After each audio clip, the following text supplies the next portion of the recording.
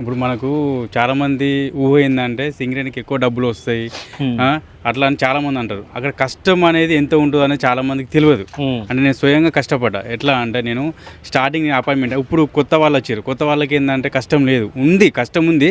కానీ ఏంటంటే మేము పడ్డ అంత కష్టం ఇప్పుడు లేదు.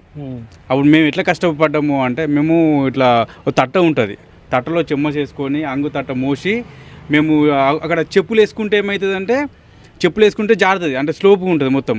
చెప్పులు వేసుకోకపోతే కాళ్ళకు కుచ్చుతుంది, అట్లా నరకం ఉండేది. డ్రాయర్ మీద జస్ట్ ఒక కుళ్ళలాగా ఉంటుంది. అప్పుడు మనకు వర్షం కొడితే కుళ్ళు వేసుకునేది, ఆ కుళ్ళతోటి ఇట్లా కట్టుకుని ఇట్లా అంగుకుంటూ మోసేది.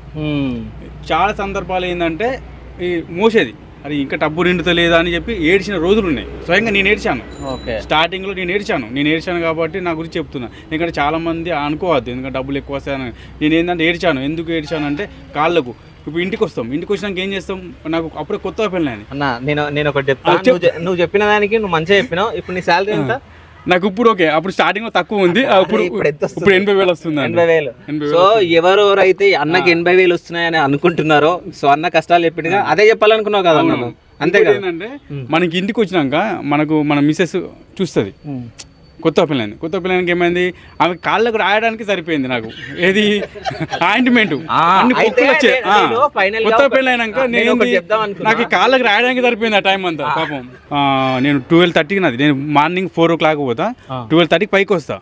నేను 11:30గా ఆ ముగ్గురు శాంతి గనిలో ముగ్గురు చనిపోయారు నా ముందు, కళ్ళ ముందు. ఎట్లా అంటే వాళ్ళతోటి నేను షేక్ హ్యాండ్ ఇచ్చిన,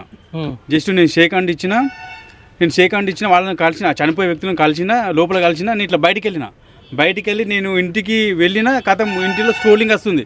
నేను ఇంకా ఇంటికి వెళ్ళి అప్పుడే మా మిస్సెస్ భయపడుతుంది.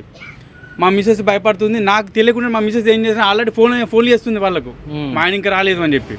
నాకు లేట్ అయింది. నేను ఇంటికి వరకు ఏంది ఇట్లా మీ మైండ్లో చనిపోయారన్న నేను స్క్రోలింగ్ చూసే వరకు ఏంది, నేను ఎవరికి షేక్ హ్యాండ్ ఇచ్చినో వాళ్ళు చనిపోయినాక నేను భయపడ్డాను. నేను ఆ కూలిన సమయంలో నేను ప్రజెంట్ అక్కడనే వర్క్ చేసి ఇంటికి వచ్చిన.